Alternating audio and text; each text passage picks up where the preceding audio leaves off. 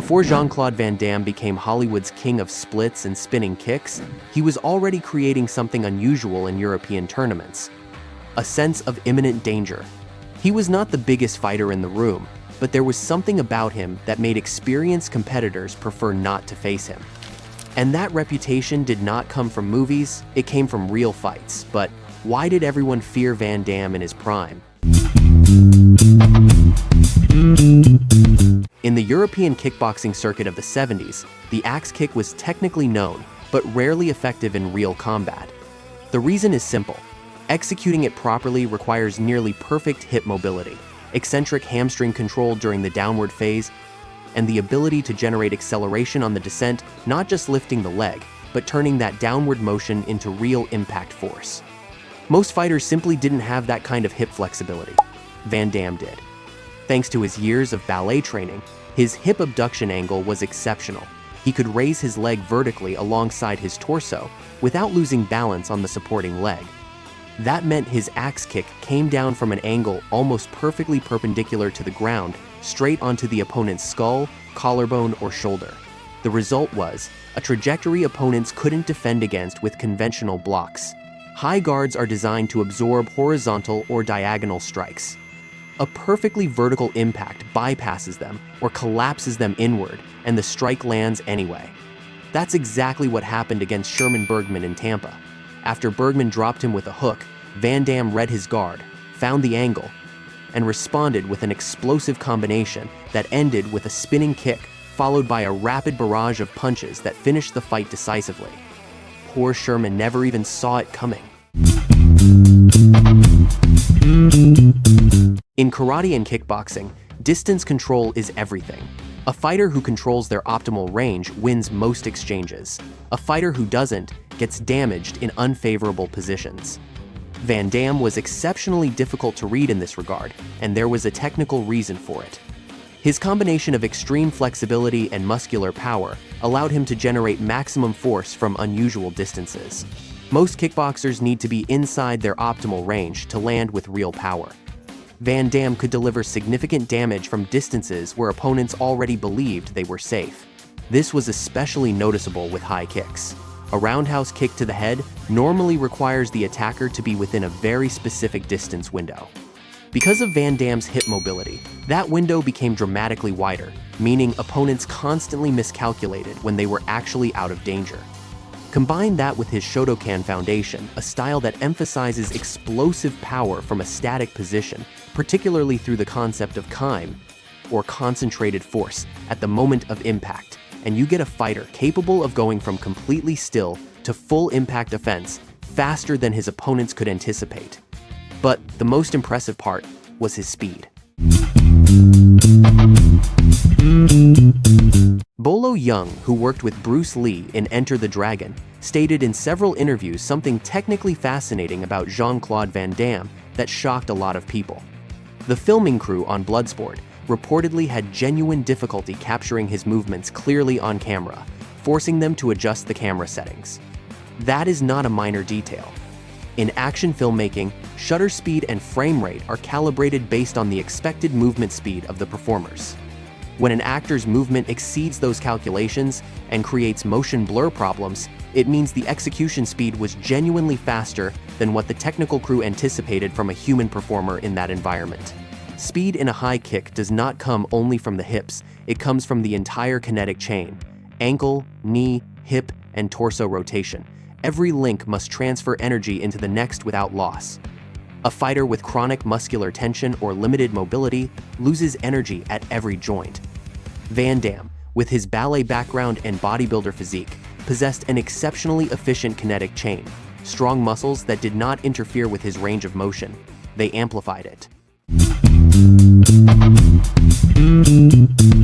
Between 1976 and 1980, Jean-Claude Van Damme built a record of 44 wins and only 4 losses in semi-contact competition. Then, he transitioned into full contact fighting, and that's when the numbers became truly brutal. Between 1977 and 1982, in full contact karate and kickboxing, he achieved a knockout rate close to 90%. And no, that is not a statistical accident. In the context of the European circuit at the time, with real opponents, informal conditions, and rivals who were often significantly heavier than him, that percentage carries enormous technical weight. It means Van Damme wasn't just winning fights, he was finishing them. And finishing fights requires something very specific: the precision to find the right targets, the power to cause real damage, and the ability to execute all of it under genuine combat pressure. The only recorded time Van Damme ever touched the canvas in his entire fighting career was against Sherman Bergman, and he answered with a knockout less than a minute later. No one ever dropped him again. The European karate and kickboxing circuit of the 70s was not a comfortable or controlled environment. There was no UFC, no multi-million-dollar contracts, no television deals. Fighters showed up on their own, and many times they did not even know exactly what rules they would be competing under. Weigh-ins were informal. It was not unusual to see Van Damme, at around 80 kilograms, facing opponents who outweighed him considerably. Tournaments frequently used thin mats or minimal rubber flooring. Falling outside the fighting area often meant crashing directly onto wood or concrete. And in an environment like that, there is no way to fake skill. Those conditions quickly eliminated fighters who relied on artificial advantages, favorable referees, carefully selected opponents, or rules designed to protect them. Van Damme dominated that environment with a technical arsenal that virtually nobody else on the circuit could replicate. The explosiveness of Shotokan karate, the range of motion developed through classical ballet, the physical durability built through years of combat-focused bodybuilding, and the ability to execute highly complex techniques like the axe kick with real effectiveness under pressure.